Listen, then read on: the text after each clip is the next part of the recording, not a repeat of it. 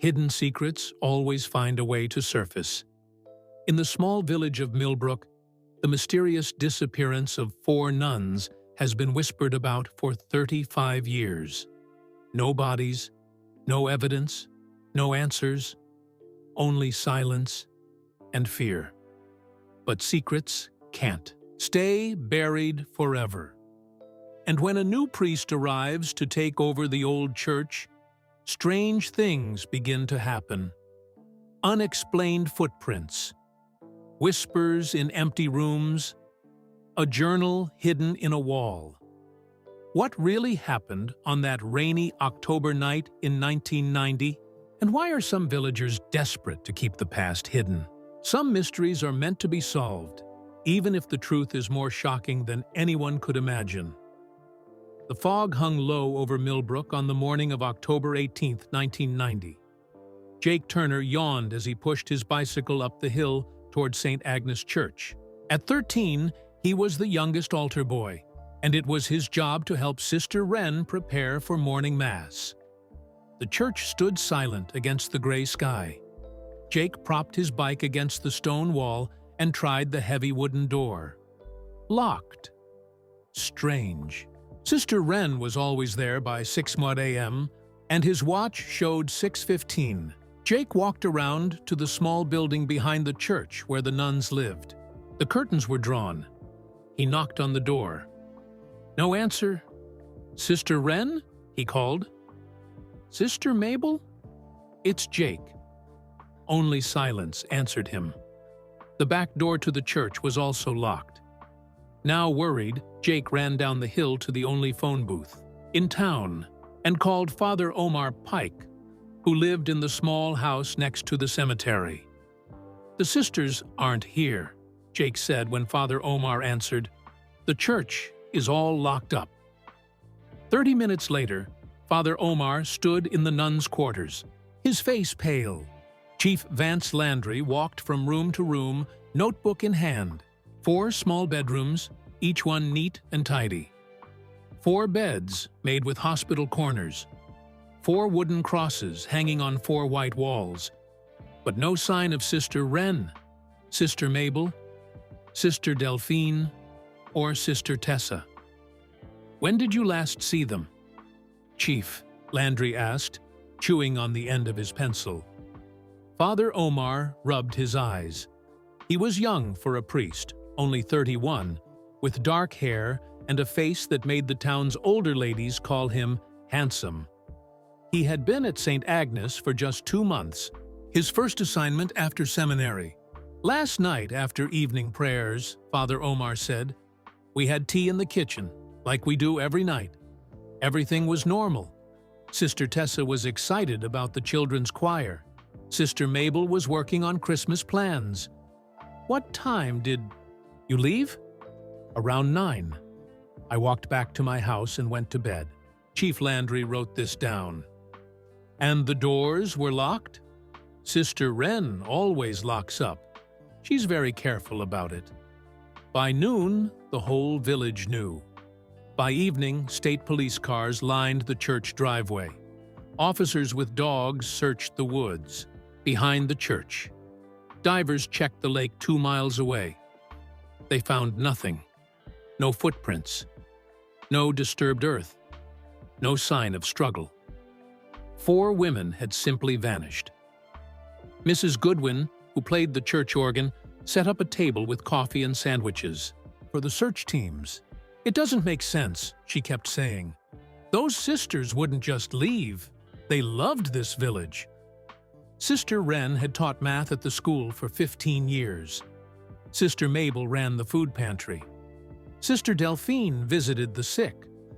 Sister Tessa, the youngest at 34, directed the children's programs. "Maybe they got called away on an emergency," someone suggested, "without their coats, without their purses." Mrs. Goodwin shook her head. "Their few personal things are still in their rooms. Sister Delphine's heart medicine is still on her nightstand." She lowered her voice. "And where would they go? They don't drive. There's no bus from Millbrook after 7 p.m. Days passed, The search widened. Police checked bus stations and train stations in nearby towns. They called hospitals and other churches. They interviewed everyone in Millbrook. "Did the sisters seem worried lately?" they asked. "Did they mention any problems? Any visitors?" Most people shook their heads, but a few mentioned small things. Rosie Martinez, who cooked Sunday meals at the church, said Sister Wren had asked to borrow her calculator. She said something about the church accounts not adding up. Elmer Quinn, the groundskeeper, reported seeing Sister Tessa making a phone call from the booth in town. "She looked upset," he said. "But when she saw me watching, she smiled and waved. Like nothing was wrong." Tom Vickers, who owned the grocery store, remembered Sister Mabel buying extra candles. She said they were planning a special prayer service. Something about seeking guidance. None of it explained how 4 women could disappear without a trace. As weeks passed, wild stories spread. Someone claimed to have seen the nuns getting into a black car at midnight. Others whispered about hidden tunnels under the church, about secret pasts, about cults in the deep woods. The children made up ghost stories. Lisa Blackwood told her friends that if you stood in the church at midnight and called the nuns' names 3 times, you could hear them crying. Chief Landry kept looking, but leads dried up. The state police moved on to other cases. Father Omar held a special service to pray for the sisters' safe return. Mrs. Goodwin refused to let anyone clean out the nuns' quarters. "They'll come back," she insisted, dusting their rooms each week. "We must keep faith." Secretly, most villagers believed the nuns were dead. Some thought they had been murdered. Others suggested an accident. Perhaps they had gone for a late walk and fallen into an abandoned well or mine shaft. A few believed they had chosen to leave their old lives behind. By Christmas, a new organist played the hymns. By Easter, visiting. Nuns from a nearby town helped with services. By summer, the village had a new math teacher. Life in Millbrook moved on. Children grew up. Old folks passed away. The mystery faded into a dark tale told to newcomers. Every year, on October 17th, some villagers left flowers at the church door, but no one really expected answers anymore. Father Omar Pike stayed at St. Agnes Church. He served funerals and weddings, baptized babies, and comforted the dying. He never spoke about that October night unless someone asked directly. Then he would simply say, "It remains in God's hands." For 35 years, the vanishing of the 4 nuns remained Millbrook's greatest mystery. The unanswered questions hung in the air like the fog that often wrapped around the church bell tower. What happened after evening prayers on October 17, 1990? Where did Sisters Wren, Mabel, Delphine, and Tessa go? And why did they leave everything behind? No one in Millbrook suspected that the answers lay buried in the shadows of the very place they gathered each Sunday to pray. No one imagined that one day a new priest would arrive and begin to unravel the threads of silence that had protected a terrible secret for more than 3 decades. The bus rumbled over the potholed road that led into Millbrook. Father Theo Winters looked out the window at the rolling hills, now golden with autumn colors. His reflection stared back at him. Silver-streaked hair, kind brown eyes, a face lined with 58 years of laughter and worry. "Last stop, Millbrook," called the driver.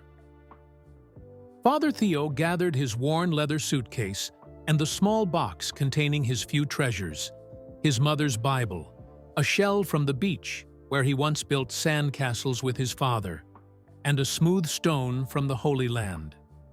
The air smelled of pine and wood smoke as he stepped off the bus. A small woman with bright white hair waved from beside an ancient blue station wagon. "Father Winters, I'm Martha Goodwin, church secretary." She smiled. revealing dimples in her wrinkled cheeks. "Welcome to Millbrook." The station wagon rattled and coughed as Mrs. Goodwin drove up the hill toward St. Agnes Church. "Father Omar retired last month," she explained. "After 37 years, the longest any priest has stayed here. The children he baptized are now bringing their own babies to him. He's a real fixture in Millbrook." Father Theo nodded politely. The diocese hadn't told him much, just that the aging priest had finally retired, and they needed someone to take over quickly. "There's the church," Mrs. Goodwin pointed. St. Agnes stood on the highest point in the village, its white steeple reaching toward the clouds. Simple and clean, with stained glass windows that caught the afternoon sun. Father Theo felt a flutter of excitement. After years of serving as an assistant in busy city parishes, this would be his first church as lead priest. "And there's your house," Mrs. Goodwin added, pointing to a small cottage beside the cemetery. "Father Omar moved to his sister's place by the lake. Said he needed the rest." Inside the church, dust motes danced in the colored light that streamed through the windows.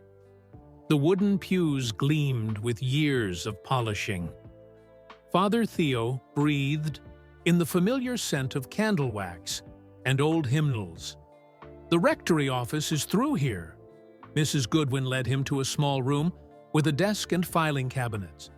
"And behind the church is the old nuns' quarters, though we don't use it anymore." Father Theo turned. "Nuns' quarters?"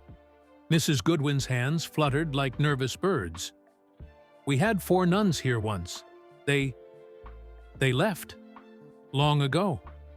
Something in her voice made Father Theo curious, but he didn't press. After showing him the kitchen and parish hall, Mrs. Goodwin drove Father Theo to his new home. The cottage was small but cozy, with a fireplace and shelves of books left by previous priests. "I've stocked the fridge," Mrs. Goodwin said. "The Women's Guild made casseroles. They're in the freezer. Sunday Mass is at 9 a.m. Will you need anything else?" Father Theo shook his head. "This is perfect. Thank you." After Mrs. Goodwin left, Father Theo unpacked his few belongings. The cottage felt empty and strange, filled with someone else's furniture, someone else's life.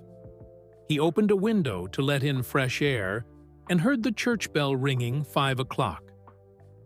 That owy night, Father Theo couldn't sleep. The cottage creaked and sighed, as old houses do. He got up to make tea and noticed a small leather book on the kitchen shelf. St. Agnes Church, A History. By lamplight, he read about the church's founding in 1892, its rebuilding after a fire in 1927, the arrival of the Sisters of Mercy in 1975.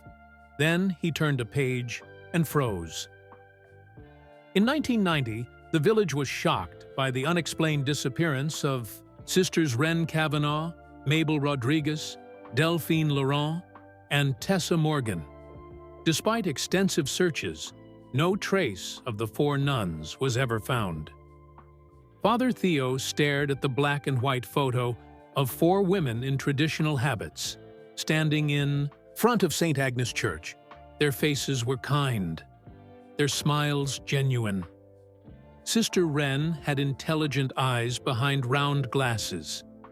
Sister Mabel, shorter than the others, had a warm, motherly look. Sister Delphine stood straight and dignified. Sister Tessa, clearly the youngest, had a mischievous glint in her eyes. What had happened to them? A sudden noise made Father Theo jump. Something had fallen in his bedroom. He found his desk drawer open, though he was sure he had closed it. On the floor lay the photograph Mrs. Goodwin had given him earlier, the current church staff.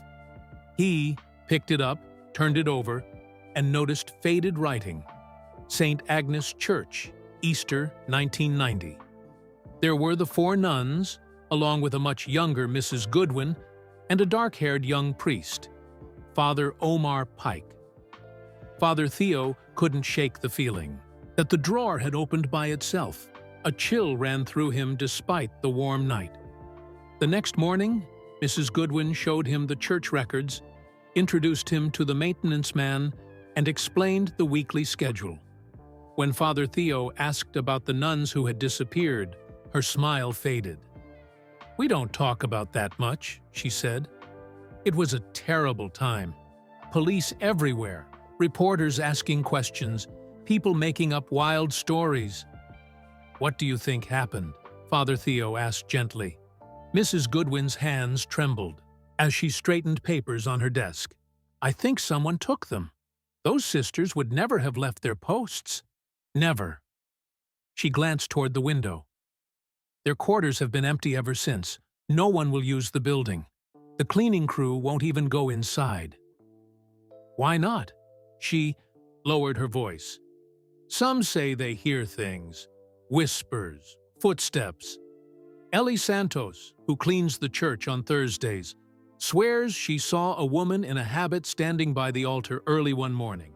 When she blinked, the figure was gone." Later, Father Theo walked to the small building behind the church. Ivy had grown over parts of the stone walls. The windows were cloudy with dust. The wooden door was warped, the brass knob tarnished green. When he touched the doorknob, Father Theo felt a jolt, like static electricity, but stronger. The hair on his arms stood up. Had he imagined it? He tried the door. Locked.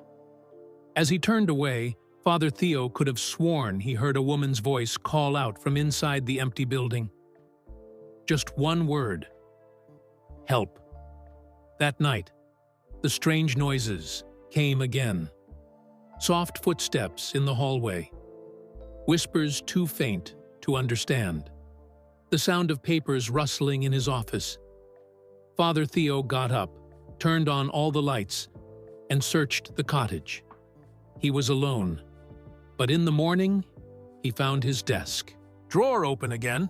This time, inside lay an old, yellowed photograph of 4 smiling nuns. A photograph he had never seen before. Father Theo held the yellowed photograph in trembling hands. Where had it come from? It showed the 4 nuns by a lake, laughing as they sat on a picnic blanket. They looked relaxed, happy. He slipped the photo into his pocket and walked to the church. His first Sunday Mass in Millbrook would start in 2 hours. The butterflies in his stomach reminded him of his first sermon as a young priest 25 years ago. Mrs. Goodwin was already arranging flowers on the altar. "I want to make a good impression today," Father Theo said, straightening his collar. "Any advice?" "Just be yourself," Mrs. Goodwin replied. "Some folks might seem standoffish at first. Millbrook takes time to warm up to newcomers." She hesitated. And Father Omar had his special friends, folks who were extra loyal to him. Special friends? Mrs. Goodwin's lips tightened. The men who gather at Lou's Diner every morning. They all served on the church council with Father Omar for decades. Very protective of him.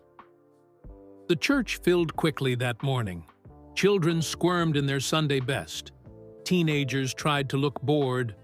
Old folks clutched well-worn prayer books. Father Theo's sermon was short and friendly. He talked about new beginnings and building community. Some faces smiled back at him. Others remained stony. After the service, a line formed to meet him. Most people were welcoming, but Father Theo noticed a group of older men standing apart, watching him with cold eyes. He nodded to them. They turned away. "Don't mind them," whispered Rosie Martinez, a tiny woman with bright eyes despite her 80-plus years. "They'll come around." The next day, Father Theo began his plan to breathe new life into St. Agnes. He set up a food bank in the parish hall. He arranged to visit the nursing home every Tuesday, he offered to coach the youth soccer team. By the end of his first week, he had met most of the village. Only the men from Lou's diner kept their distance. One morning, Father Theo decided to introduce himself. He walked into the diner at 7:30 a.m., the bell above the door announcing his arrival. 5 men sat at a corner table. White-haired, stern-faced, dressed in flannel shirts and work boots.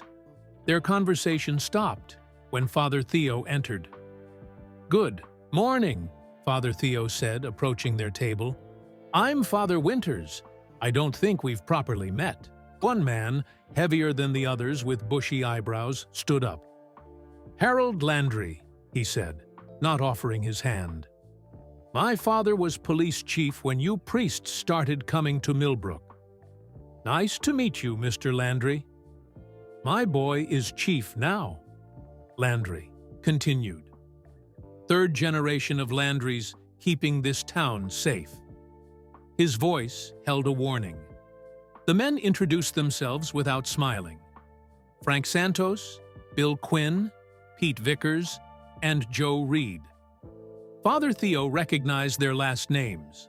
The grocer, the old groundskeeper, the former chief. Sons or relatives of people who had been in Millbrook when the nuns disappeared. "Settling in?" asked Joe Reed. "Yes, everyone's been very welcoming," Father Theo replied. "Father Omar was here 37 years, said Bill Quinn. "Best priest this town ever had. Big shoes to fill." The threat hung unspoken in the air. "Father," Theo nodded politely and left without ordering coffee. As he walked out, he heard their hushed conversation resume. That afternoon, a small voice called out as Father Theo raked leaves in the churchyard. "Need help?" A girl of about 10 stood by the gate, her dark braids poking out from under a red cap. Her brown eyes were serious in her round face. "I'm Penny," she said. "Penny Martinez. Grandma Rosie says I should help at church." She grabbed a rake without waiting for his answer. As they worked, Penny chattered about school, her soccer team, and her 3 annoying brothers. Father Theo found himself smiling, his first real smile since arriving in Millbrook. "My grandma knew the Nuns," Penny said suddenly, her voice dropping to a whisper. "The ones that disappeared." Father Theo stopped raking. "Did she tell you about them?"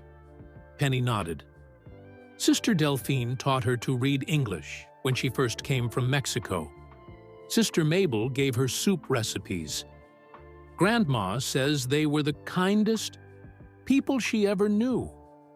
What does she think happened to them? She won't say. Penny looked up at the church. But every year on October 17th, she lights 4 candles and says their names.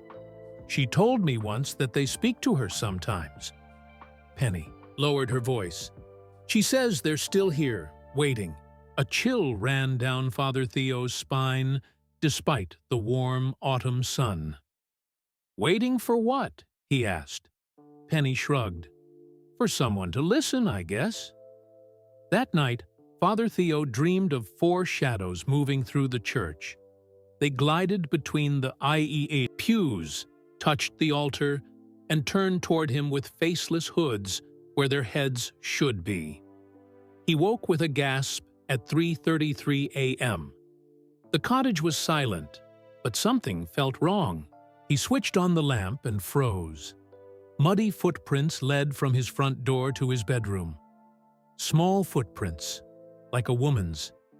But it hadn't rained in weeks. Where had the mud come from? Father Theo followed the prints to his door.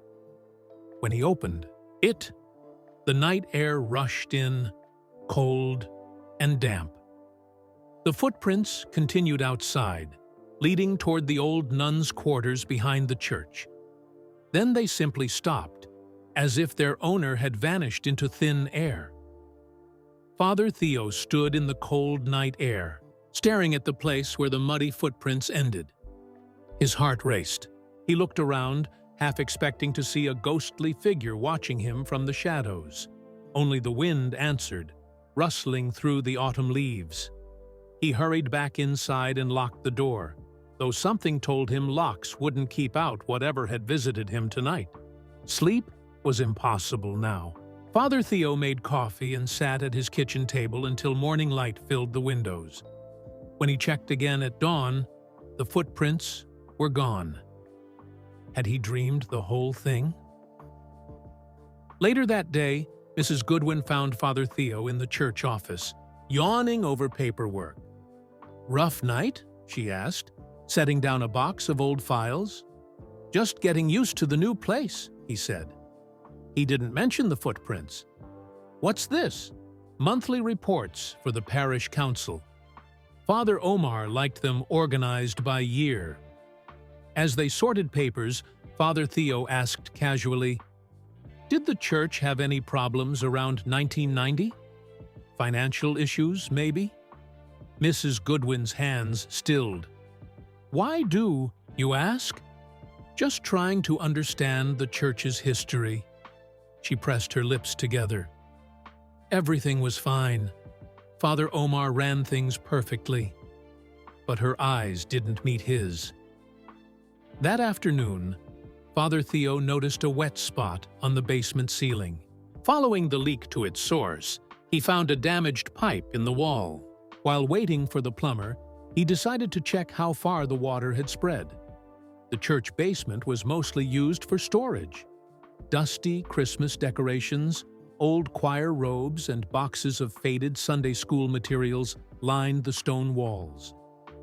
The floor was concrete, cold and slightly damp. Father Theo examined the walls near the leaky pipe.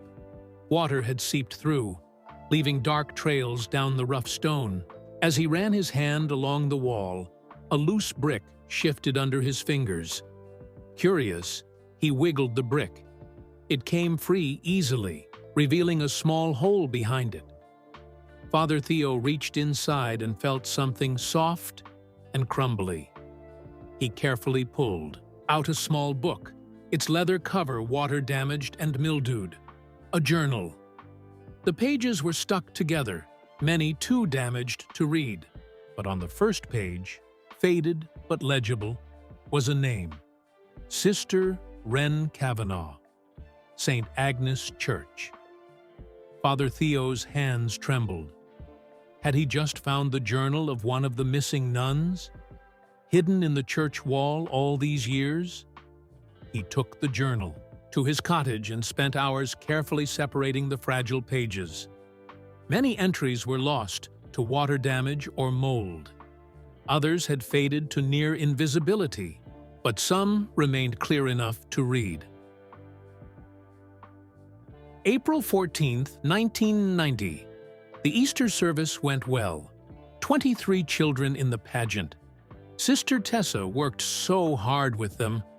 Father O seemed pleased, though he criticized the cost of the lilies. I reminded him that the Blackwood family donated them, as they do every year. May 30th, 1990. Sister M is worried about the collection money. The amounts we count never match what's recorded in the books. When she mentioned it to Father O, he said she must be counting wrong. She's been counting collection money for 12 years and has never made a mistake. June 8th, 1990, Father O watched us again during evening prayers. I caught his eyes on Sister T when she thought no one was looking. Something about the way he stares makes my skin crawl. Sister D noticed too. July 17, 1990. The offering money keeps disappearing. Small amounts, but it adds up. When I asked Father O about it, he became angry. Said I was questioning his authority. I'm not. I just want to know where the parish funds are going. September 3rd, 1990. Something is wrong here. Father O has been locking his office when he leaves, even for a few minutes. Today, he received a package and took it straight to his house, instead of opening it here. Sister T thinks I'm being paranoid, but Sister M agrees that he's acting strangely.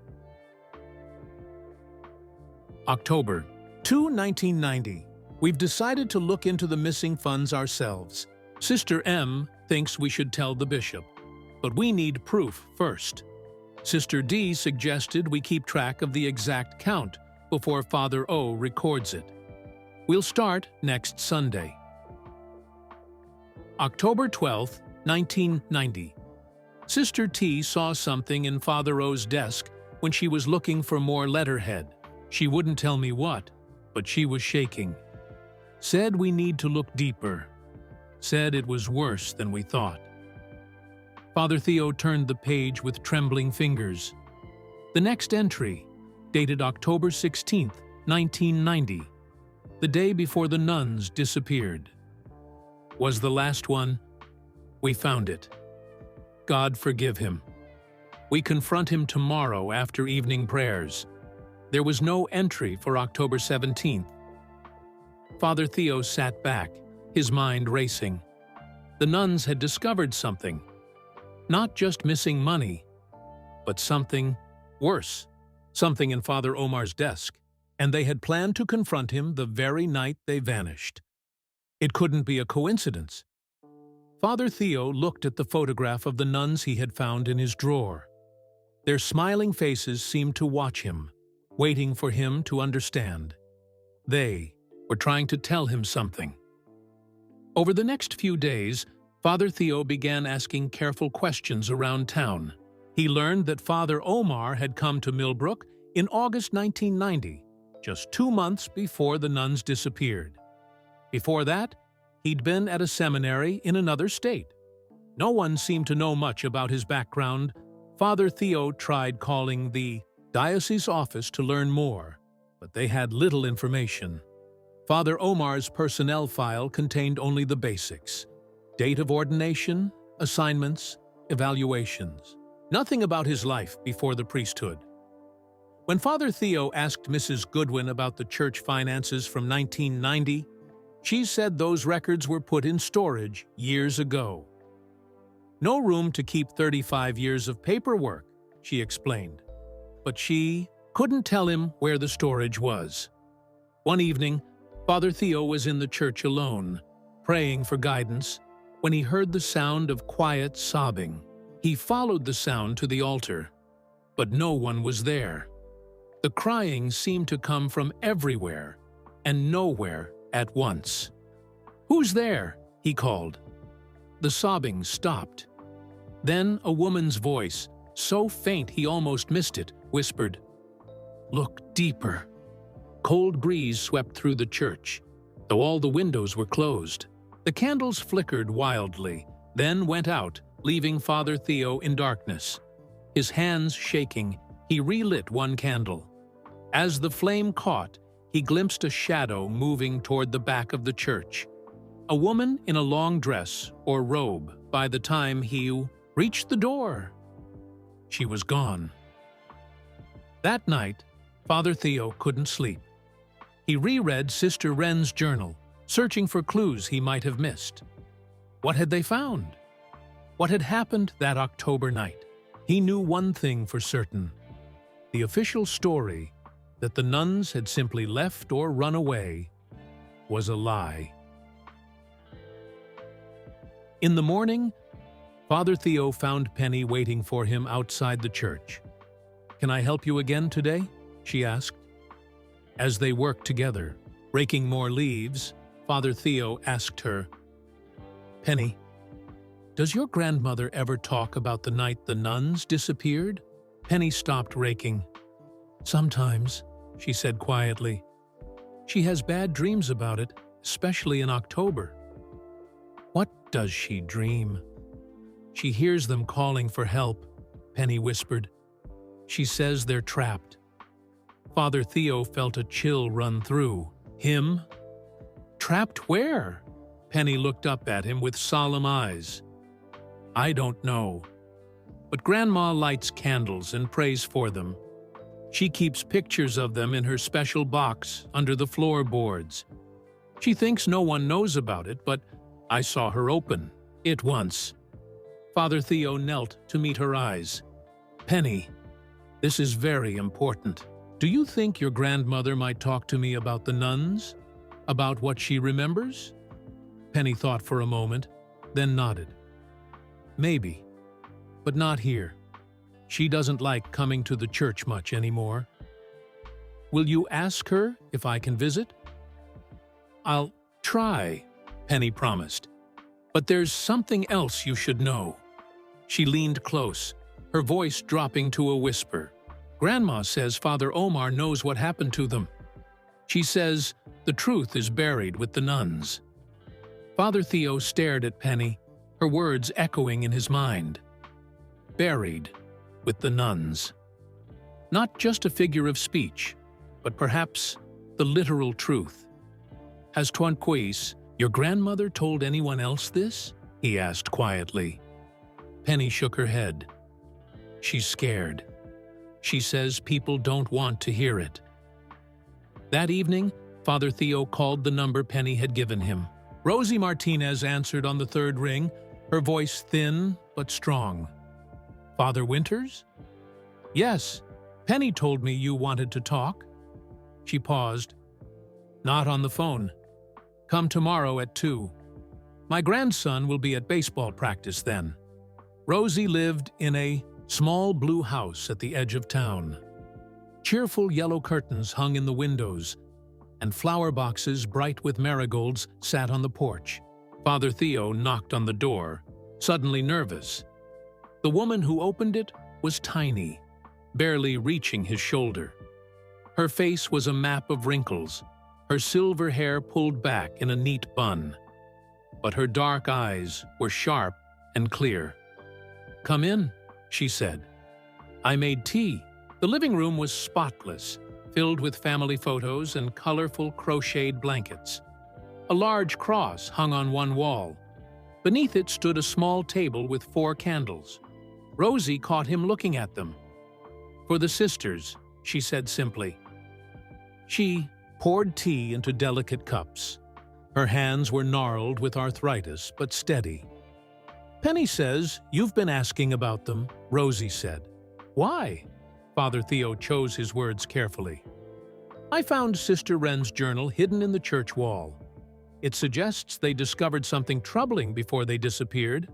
Something about Father Omar." Rosie's cup rattled against its saucer. "What did it say?" "That they found something and planned to confront him the night they vanished." Rosie closed her eyes briefly. "I knew it," she whispered. "I always knew." "What did you know, Mrs. Martinez?" "That they didn't just leave." She set down her cup. "I was the church cook back then, made Sunday meals, and helped with events. I knew those sisters well." Her voice grew stronger as she spoke. "Sister Delphine taught me to read English when I first came from Mexico. Sister Mabel helped when my Luis was sick. Stayed up all night with him so I could sleep. They didn't just leave. They wouldn't." "Did you notice anything strange before they disappeared?" Rosie twisted her wedding ring, a simple gold band worn thin with age. "Sister Tessa asked to use my phone in private one afternoon. When she finished, her face was white. She hugged me and said, 'Pray for us, Rosie.'" "Did she say who she called?" "No, but I heard her mention the diocese." "What about the other sisters?" "Sister Mabel counted the collection money twice that last Sunday, with such a worried look. And Sister Wren—" Rosie hesitated. "She asked me if I'd noticed anything strange about Father Omar's behavior. Said he seemed different lately." "Different? How?" "More secretive. Nervous.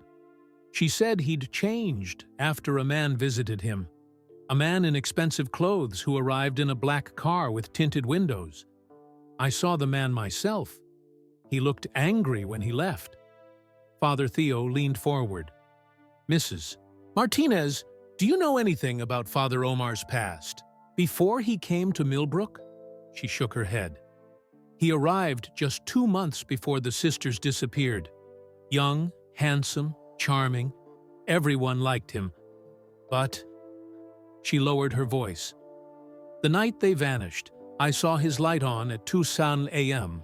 when I got up for my arthritis medicine. And the next morning, his shoes were caked with mud. Father Theo felt a chill run down his spine. Did you tell the police? I told Chief Landry. He wrote it down, then tore out the page.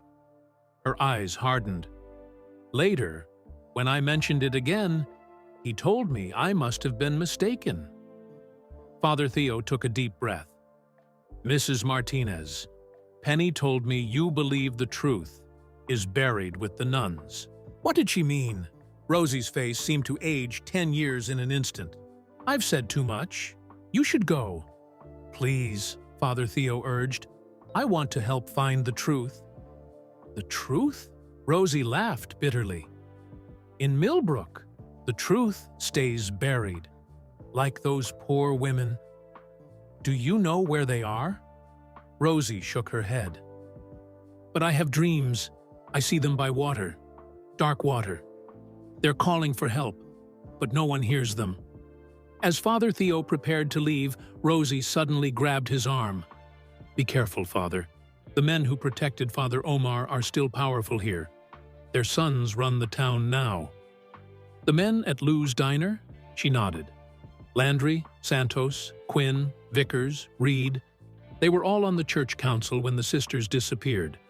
They all helped Father Omar sort things out afterward. On his way back to the church, Father Theo stopped at the local newspaper office. A hand-painted sign read, Millbrook Messenger, serving our community since 1904. Inside, a young man with thick glasses looked up from a computer. Can I help you? I hope so. I'm Father Winters, the new priest at St. Agnes. Finn Walker, the young man said, extending his hand. Editor, reporter, photographer, and coffee maker. Small-town papers aren't exactly thriving these days. I'm researching the church's history, Father Theo said. I'd like to see articles from October 1990 about the nuns who disappeared. Finn's eyebrows rose. Now that's a blast from the past. Sure, we keep everything in the archives. Follow me. The archives turned out to be a dusty back room with filing cabinets and stacks of bound newspapers. Finn pulled out a large volume labeled 1990 and set it on a table. October should be right in the middle, he said. Need help finding anything specific? I'll manage, thanks, Father Theo replied. But I'm curious. What do people around here think happened to the nuns? Finn shrugged. Most folks don't talk about it. But my grandfather was the editor back then. He never believed they just left. He kept investigating until he trailed off. Until what? Until someone threw a brick through our front window with a note that said, "Stop asking questions." Finn adjusted his glasses.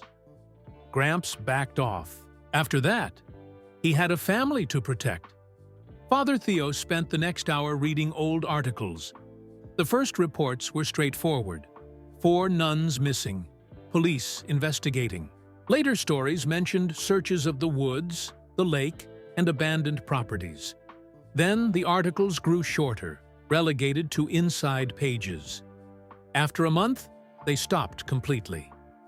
But one detail caught his eye. In the very first article, dated October 18, 1990, the reporter wrote, Police Chief Vance Landry noted that a shovel was missing from the church tool shed. It is unknown if this is related to the sisters' disappearance. This detail never appeared in later stories.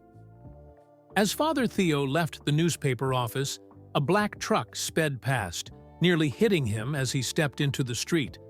He jumped back, just in time, catching only a glimpse of the driver, an older man with a stern face who looked directly at him before speeding away.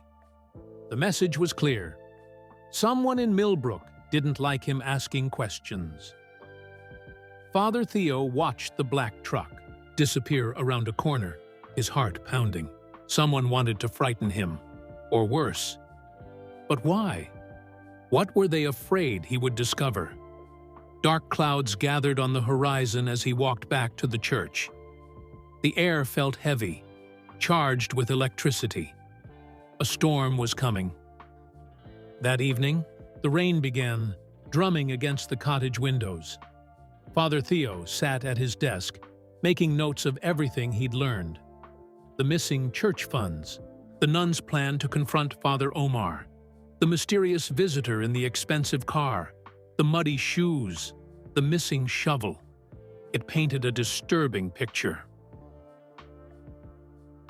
Around 10 p.m., thunder crashed directly overhead.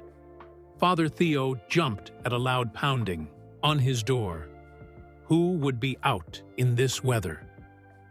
He opened the door to find a tall man in a rain-soaked police uniform. Water dripped from his badge that read, Chief Landry. "Evening, Father," the man said, not bothering to remove his hat. "Mind if I come in?" Chief Landry resembled his father. The same bushy eyebrows, the same stern mouth. He stood in Father Theo's small living room, leaving puddles on the floor. "I understand you've been asking questions about those missing nuns," he said without preamble. Father Theo tried to appear calm. "Just learning about the church's history." "History's in the past," Landry replied. "Best left there." He removed his hat, revealing thinning gray hair. "My father was chief when that happened. Good man. Did his job well." "I'm sure he did." "Some folks won't let old mysteries rest," Landry continued. "Stir up trouble. Upset people who've moved on." His eyes locked with Father Theo's. "Stop digging into the past, Father. Some things are better left buried." After Landry left, Father Theo double-checked that his doors were locked. The chief's words echoed in his mind. Some things are better left buried. Was it just a figure of speech, or something more sinister? Father Theo barely slept. Just before dawn, he was startled awake by the sound of breaking glass. He rushed to the living room to find a rock on the floor, surrounded by shards from the window. Wrapped around the rock was a note written in block letters. "Leave it alone." After reporting the vandalism to the police station, where a bored deputy took notes without much interest, Father Theo swept up the glass and covered the window with cardboard. His hands shook. The threat was escalating. Later that morning, Penny appeared at the church door, her school backpack still on her shoulders. "My grandma sent this," she said, handing him a small box. "She said you should look at the pictures." Inside the box were old photographs, carefully preserved in plastic sleeves. Pictures of church picnics, Christmas pageants, and Easter services from 1990. Father Theo flipped through them, unsure what he was looking for. Then he saw it. A photo taken at a summer picnic. In the foreground, children played games while adults served food at long tables. But in the background, partially hidden by a tree, Father Omar was arguing with Sister Wren. The nun's face showed clear fear. As he studied the photo, Father Theo noticed something else. Father Omar's hand gripped Sister Wren's arm tightly, his knuckles white. It wasn't just an argument. It looked like intimidation. Father Theo slipped the photo into his pocket. "Thanks, Penny. This helps." Her eyes were serious beyond her years.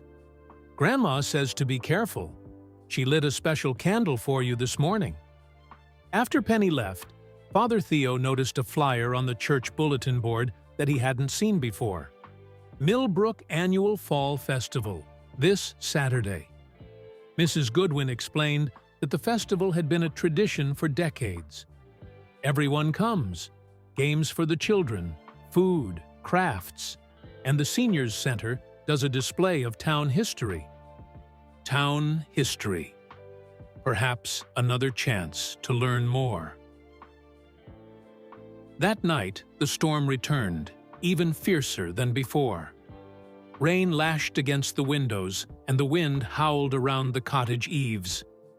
Father Theo tried to focus on preparing Sunday's sermon, but his mind kept returning to the mystery of the missing nuns.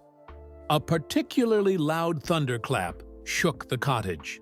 In the brief silence that followed, Father Theo heard something from the church. The bell was ringing, though no one should be there. He grabbed a flashlight and ran through the driving rain to the church.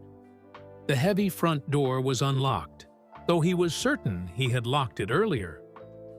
Inside, the church was dark except for a single candle burning on the altar. Water dripped from Father Theo's hair and clothes as he moved cautiously down the center aisle. "Hello?" he called. "Is anyone here?" No answer, but the candle flame suddenly bent sideways, as if in a strong breeze. Father Theo climbed the narrow stairs to the bell tower. The bell rope swung gently, though no one held it. As he watched, it moved again, pulling the bell just enough to make a soft ring. A cold breeze brushed past him, carrying a whisper that seemed to say, "Behind the tool shed." The tool shed, where Elmer Quinn had seen Father Omar digging on the night the nuns disappeared. Father Theo hurried back downstairs. As he reached the altar, the candle went out, plunging the church into darkness. His flashlight flickered, then died. In the pitch black, Father Theo heard soft footsteps approaching. A faint glow appeared, the outline of a woman in a long robe. She raised her hand, pointing toward the back of the church. Then the emergency lights kicked on, and she was gone. Shaken, Father Theo returned to his cottage. He needed to learn more about the tool shed, about what might be buried there. But how? As if in answer, his phone rang. It was Finn Walker, from the newspaper. "Father Winters? I found something you should see. My grandfather kept private notes about the nuns' case, and he mentioned a name you need to know. Elmer Quinn, the old groundskeeper. He's still alive." "Elmer Quinn is alive?" Father Theo gripped the phone tighter. "Where is he?" "Pine Valley Nursing Home, one town over," Finn replied. "My grandfather's notes say Quinn quit working at the church right after the nuns disappeared. Moved away for a while, then came back years later when his daughter got sick." Father Theo thought quickly. "I need to talk to him. Can you drive me there tomorrow? I don't have a car." "Sure. I finish work at noon." "But Father," Finn's voice lowered, "be careful who sees you with me. Someone slashed my tires today." The next day, Father Theo told Mrs. Goodwin he was visiting a sick parishioner. It wasn't exactly a lie. She looked suspicious, but didn't question him. Finn's car was old, but reliable. As they drove to Pine Valley, Father Theo shared what he'd learned from Sister Wren's journal and Rosie Martinez. "That matches my grandfather's notes," Finn said, eyes on the winding road. He believed the nuns found evidence that Father Omar was stealing church funds. But he suspected there was more to it. Something worse that got them killed. Killed? Father Theo felt cold, despite the car's heater. Why else would they vanish without a trace? And why would powerful men cover it up for decades? Finn's knuckles whitened on the steering wheel. "My grandfather never believed the official story. It cost him friends, advertising revenue, even his reputation.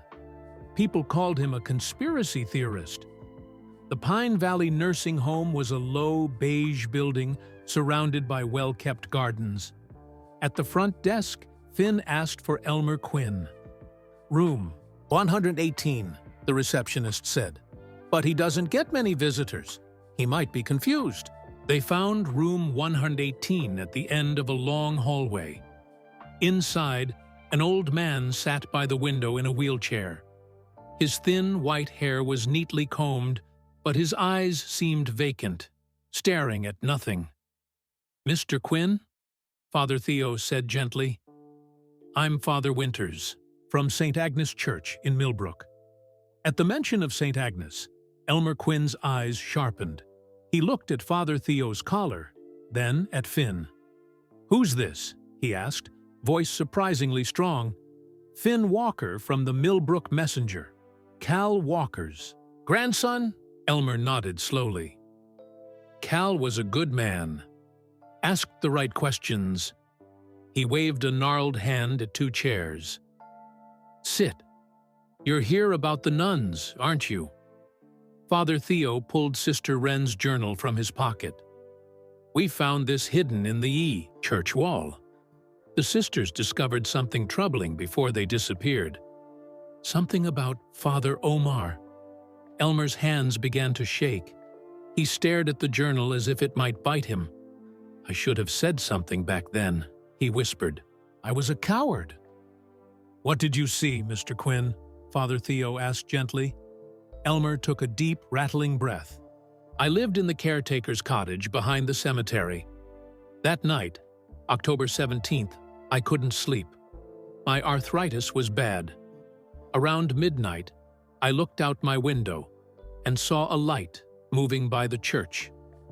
His voice grew stronger as the memories returned. "It was Father Omar. He had a flashlight and a shovel. He was digging behind the tool shed. In the pouring rain." "Did you speak to him?" Finn asked, taking notes. "I went outside, asked if he needed help." Elmer's eyes grew distant. "He jumped like he'd seen a ghost.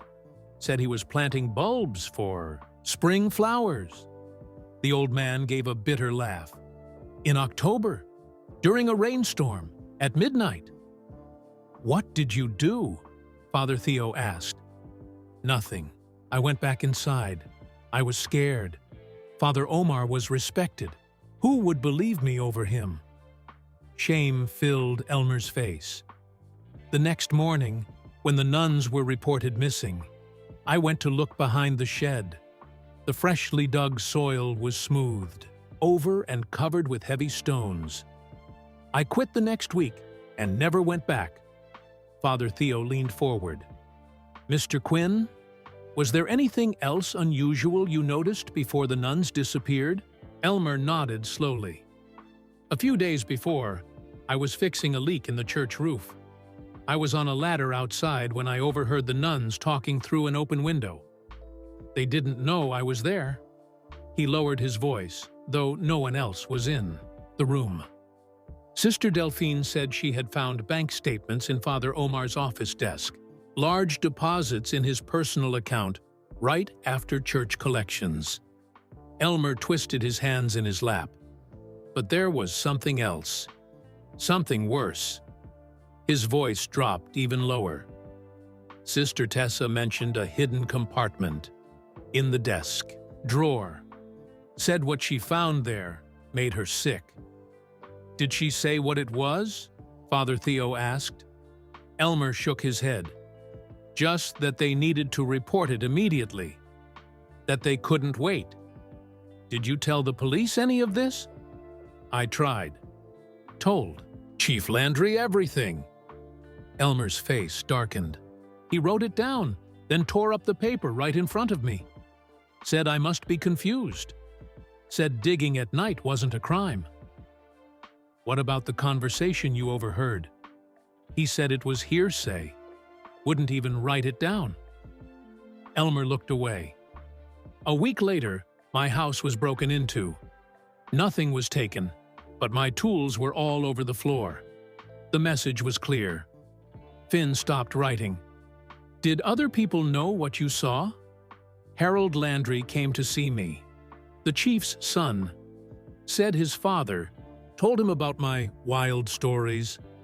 Said I should keep my mouth shut if I wanted to keep working in Millbrook." Elmer's hands trembled. "I moved away after that. Only came back when my Jenny got sick 15 years later. By then, Everyone had forgotten.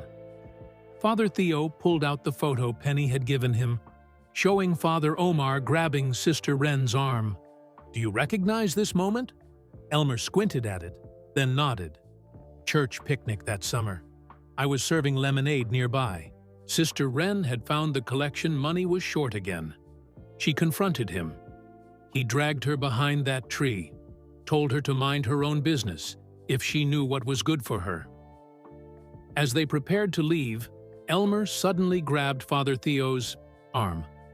"There's something else, something important." His roomy eyes were intense. 3 days before they disappeared, Father Omar had a visitor. A man in an expensive suit. They argued in Father Omar's office. I was sweeping outside the window. Did you hear what they argued about? Money. The man wanted his money back. Said Father Omar had promised to pay him. Said he wouldn't wait any longer. Elmer's grip tightened. The man threatened to reveal Father Omar's past mistakes. That's the phrase he used. Father Theo felt a chill. "Did you see this man again?" "No." But the next day, Father Omar withdrew a large sum from the church building fund. "Mrs. Goodwin told me. She was treasurer back then." Elmer released his grip. "Check the old finances, if records still exist." As Father Theo and Finn left the nursing home, the pieces were coming together. Father Omar had been stealing church funds, perhaps to pay off someone from his past. The nuns had discovered not just the theft, but something worse hidden in his desk.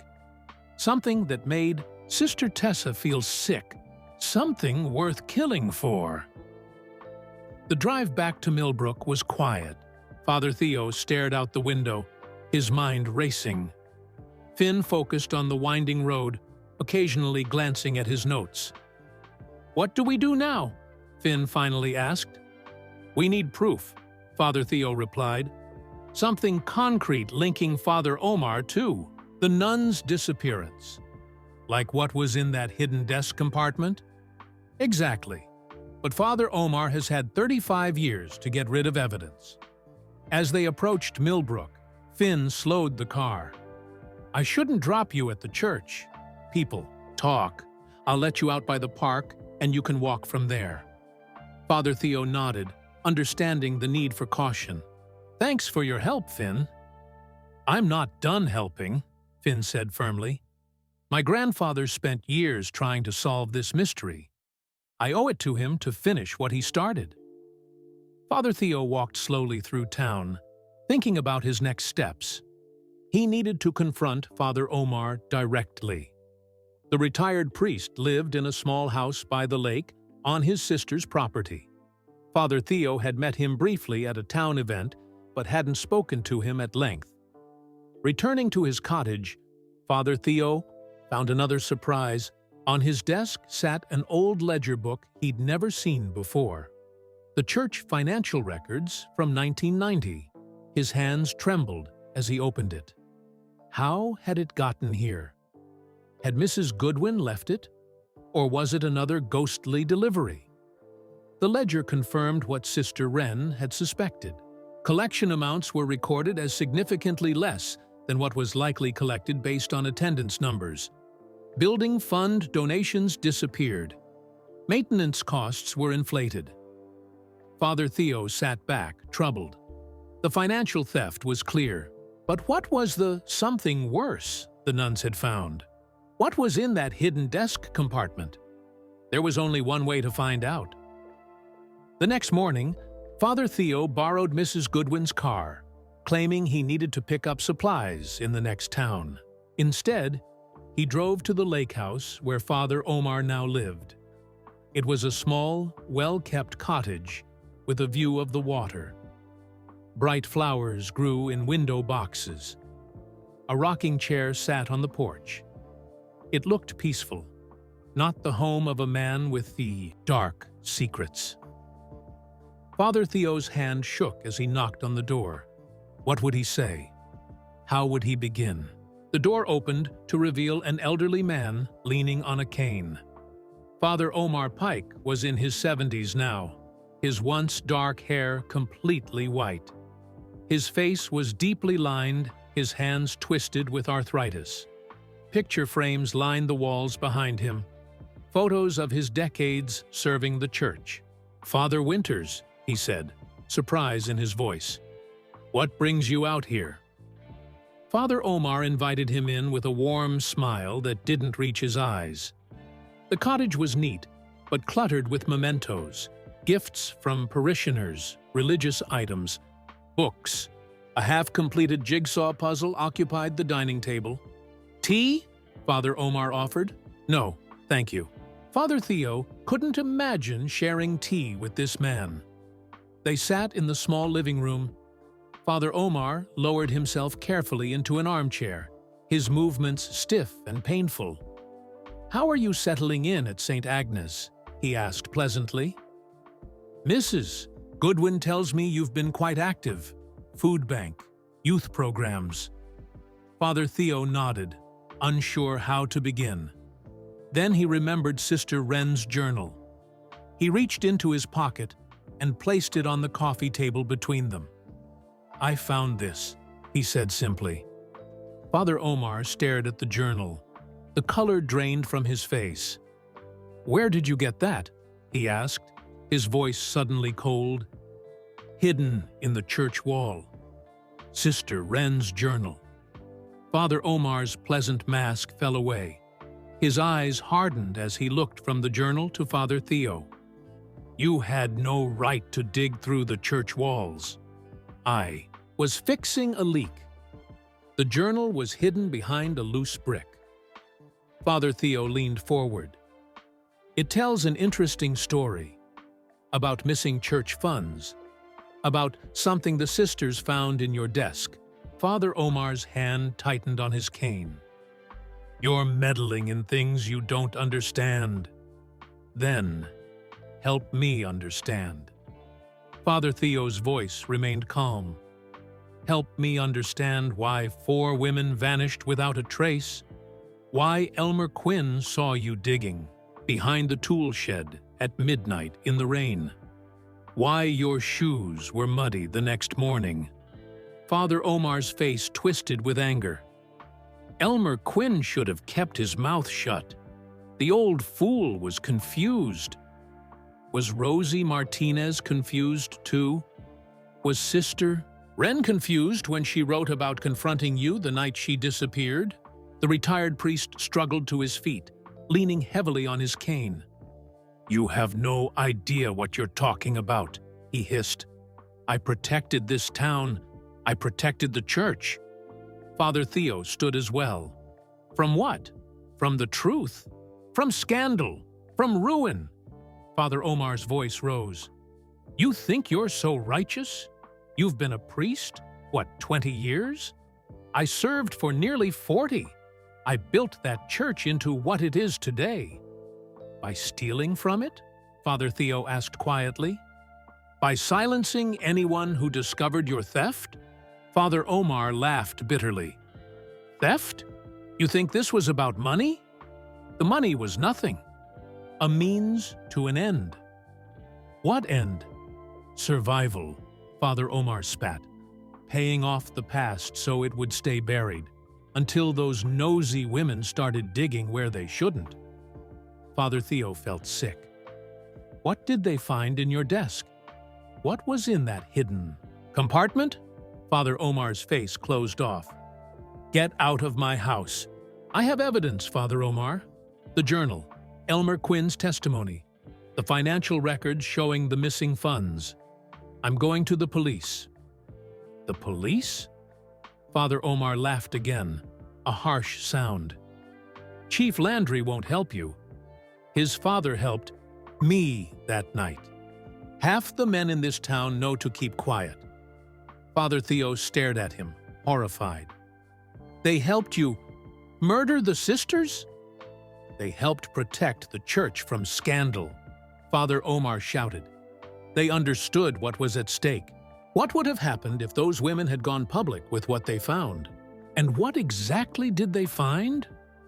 Father Omar turned away, looking out the window at the lake. His shoulders sagged.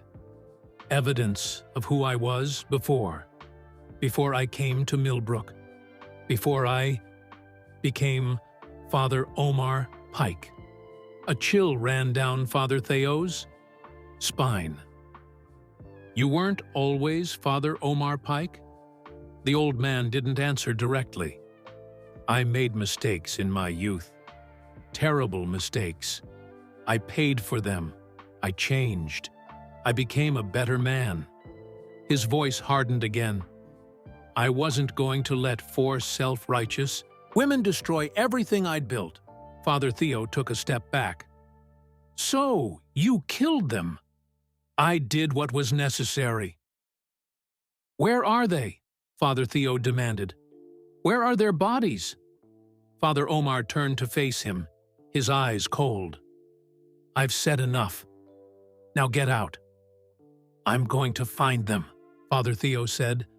I'm going to uncover the truth. You'll find nothing. Father Omar's voice was suddenly tired. It's been 35 years. Any evidence is long gone. As Father Theo moved toward the door, Father Omar called after him, check the old well behind the nuns' quarters. Then you'll understand why some secrets should stay buried.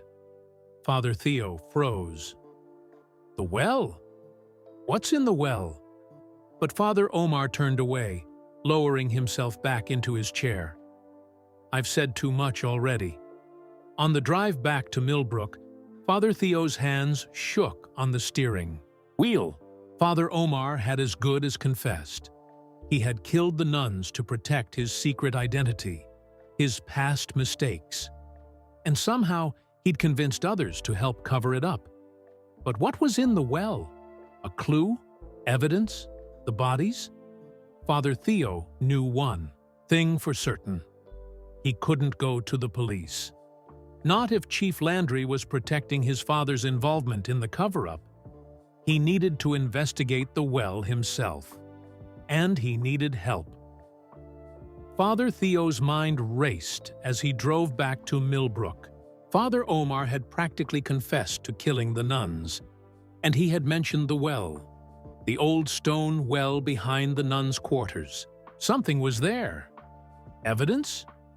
Maybe even the nuns themselves. He couldn't go to Chief Landry. According to Father Omar, the Landry family was involved in the cover-up. He needed someone he could trust. Finn Walker answered on the first ring. Father Winters? Is everything okay?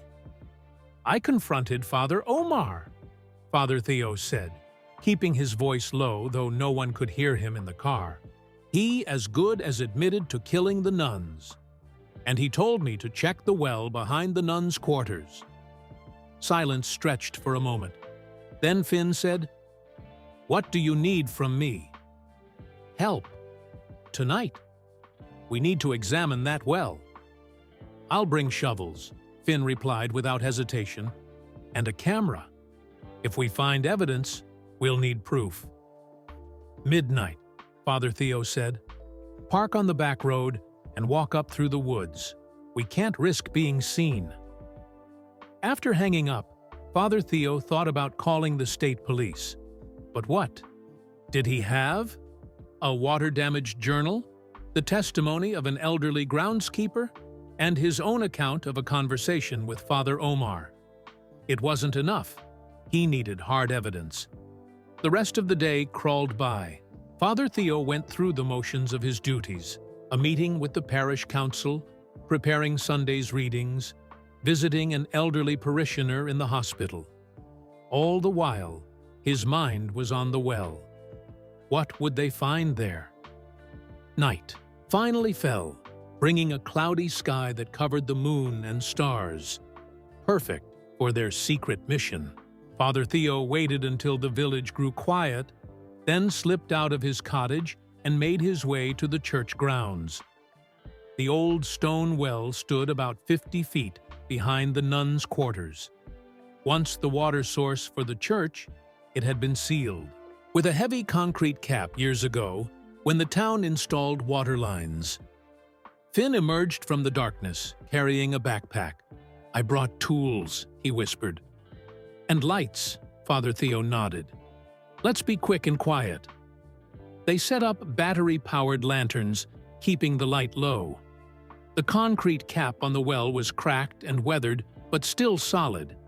It took them nearly an hour of chipping and prying to create an opening large enough to look inside.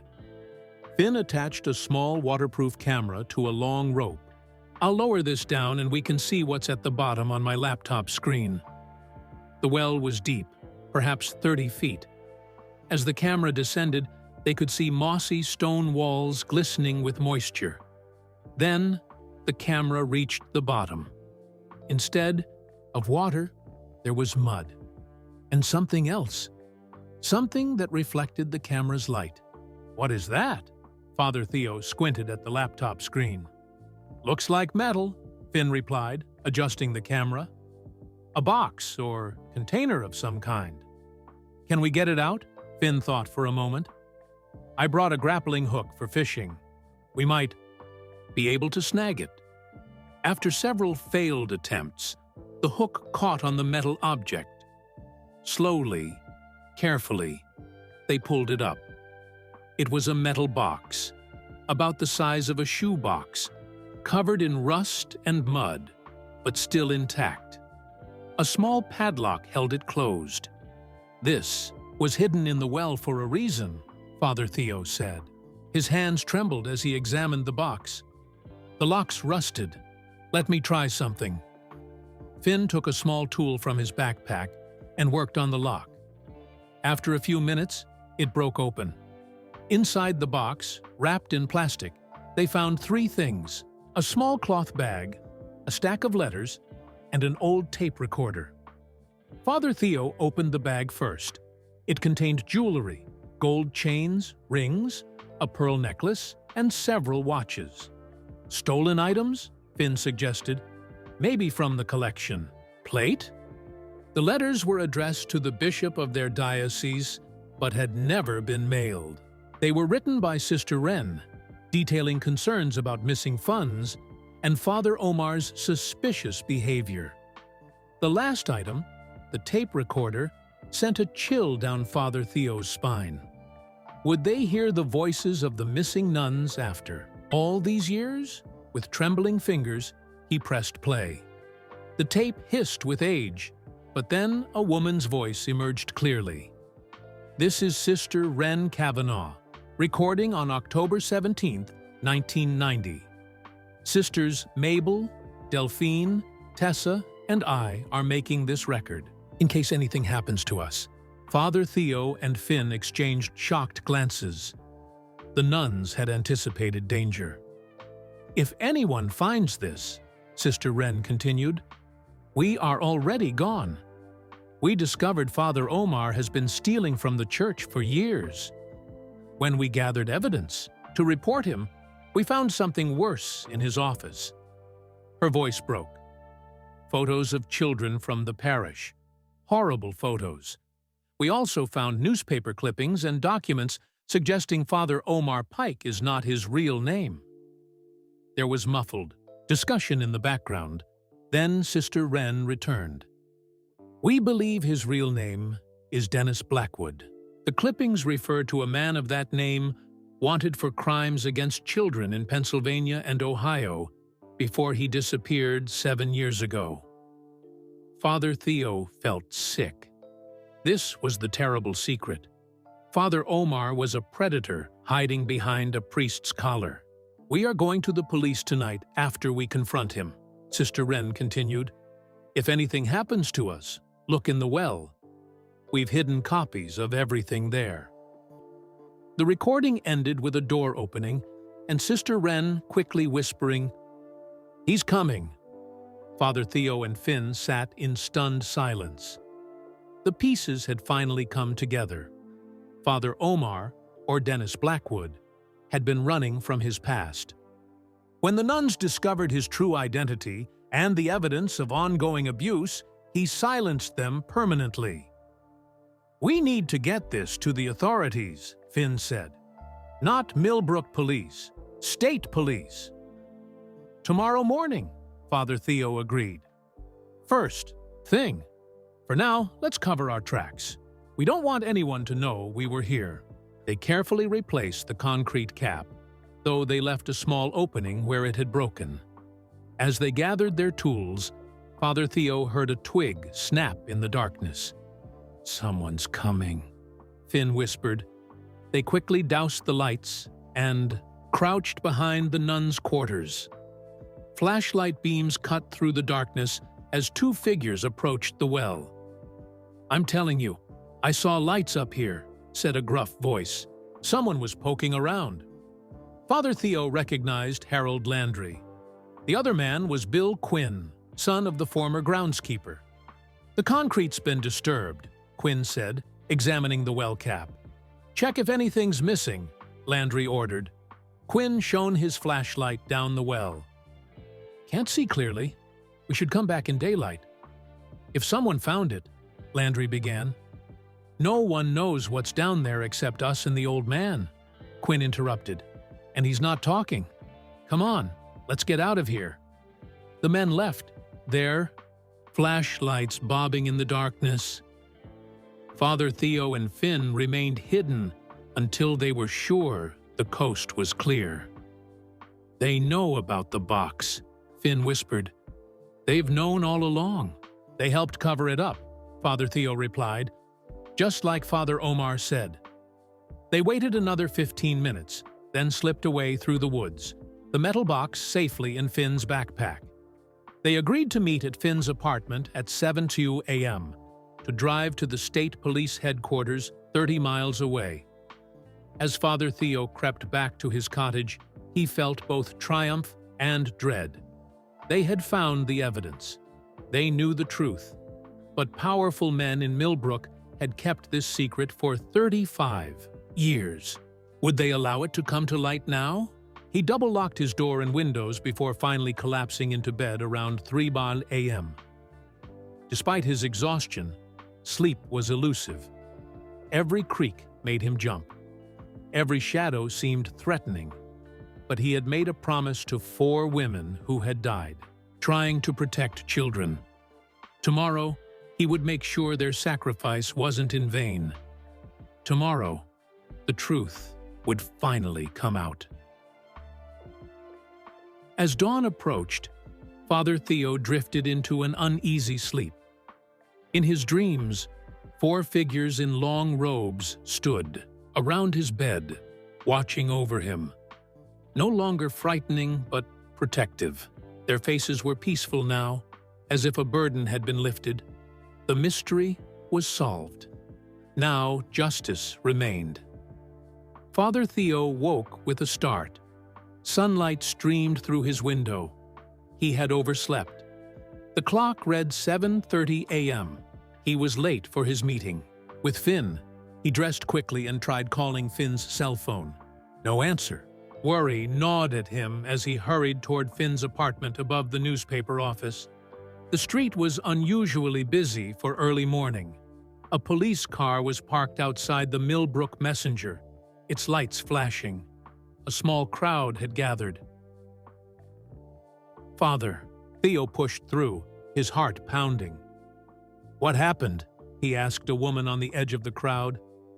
"Break-in at the newspaper," she replied. Poor Finn was attacked. They took him to county hospital. Father Theo felt the ground shift beneath his feet.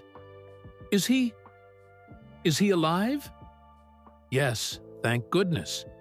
Mrs. Peters from the bakery found him when she came to drop off muffins. "Beaten pretty badly, they say." "And the police? Are they investigating?" "Thank Woman nodded toward the police car. "Chief Landry himself is handling it." Chief Landry. The son of the man who helped cover up the nuns' murders. The man who had been at the well last night. Father Theo backed away from the crowd. The evidence they had found, the metal box with the tape recording, had likely been in Finn's apartment. Now, it was surely gone. He needed a new plan. Fast. First, he visited the hospital. Finn was conscious but badly bruised, with a broken arm and concussion. "They took everything," Finn whispered when they were alone. "The box, my laptop, my camera. Said they'd burn the place down next time." "Did you see who it was?" "Quinn and Reed. Sons of the men who helped Father Omar back then. They're continuing the cover-up for their fathers." Father Theo squeezed his hand. "Rest. I'll handle this." But how? The evidence was gone. The police were involved in the cover-up. Who could he turn to? As he left the hospital, his phone rang. It was Rosie Martinez. "Father, you need to come quickly," she said, her voice shaking. "I have something you must see." Rosie's small house was quiet when Father Theo arrived. Penny was at school. Rosie led him to her kitchen table where a wooden box sat. "After you visited, I kept thinking about that night," she said, "about what Sister Tessa gave me the afternoon before they disappeared." She opened the box and pulled out a sealed envelope, yellowed with age. "She made me promise not to open it unless they didn't return." Father Theo stared at the envelope. "You've kept this for 35 years without opening it?" Rosie's hands twisted in her lap. "I was afraid. When they vanished, I tried to give it to Chief Landry. He read it, then gave it back to me. Told me if I showed it to anyone else, my children would suffer." With trembling fingers, she handed it to Father Theo. "It's time. Read it." The letter was dated October 17, 1990, written in neat handwriting. "Dearest Rosie, if you're reading this, our fears were realized. We discovered something terrible about Father Omar. Not just the stealing, which is bad enough. There's something much worse that we found evidence of in his office. When we confront him tonight, I fear for our safety. But we cannot stay silent, knowing what we know." The letter continued with a shocking revelation that confirmed what they had learned from the tape recording. Father Omar Pike was actually Dennis Blackwood, wanted in multiple states for crimes against children. His credentials were forged.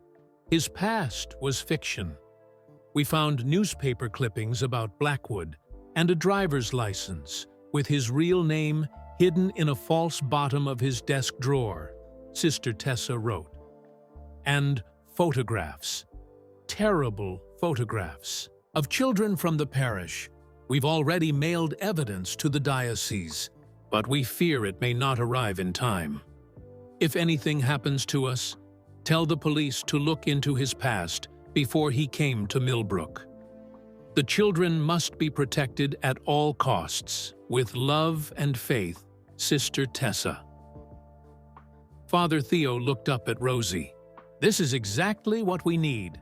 This is evidence that can't be disputed." "There's more," Rosie said. She pulled out a small package. "Sister Tessa gave me this too, said not to open it unless they disappeared." Inside was a roll of film and a key labeled Safety Deposit Box, First National Bank. "I never knew what to do with these," Rosie said. "But now, with you here, I think it's time." Within an hour, they were at the bank in the next town. The manager was reluctant at first, but when Father Theo explained the situation, a cold case being reopened, he allowed them to access the long-dormant safety deposit box. Inside, they found copies of everything, the photos of children that had been in Father Omar's desk, newspaper clippings about Dennis Blackwood's crimes, bank statements showing the stolen church funds, and a detailed letter from all 4 nuns explaining what they had discovered. "This is enough," Father Theo said. "More than enough." He called the state police from the bank, speaking to a detective who specialized in cold cases. By afternoon, state troopers and forensic teams had descended on Millbrook. Father Omar was arrested at his lake house. Chief Landry, Harold Landry, and several other men sons of those who had helped with the original cover-up, were taken in for questioning. Based on information in Father Omar's confession, police drained the lake outside town. There, in the deepest part, they found the remains of 4 women. The truth was finally free after 35 years of darkness. A week later, Father Theo led a memorial service for Sisters Wren, Mabel, Delphine, and Tessa.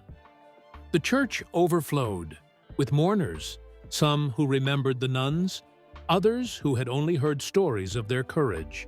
They died protecting children, Father Theo told the congregation. They died standing up for truth, even when they knew it might cost them everything. Many villagers came forward with stories of how the nuns had helped them. Others confessed to suspecting the truth for years, but staying silent out of fear or misplaced loyalty to Father Omar. After the service, Rosie Martinez approached Father Theo with tears streaming down her face. "They can rest now," she said. "All these years, I've felt them waiting, unable to find peace." "You helped bring them justice," Father Theo told her. "Your courage made this possible."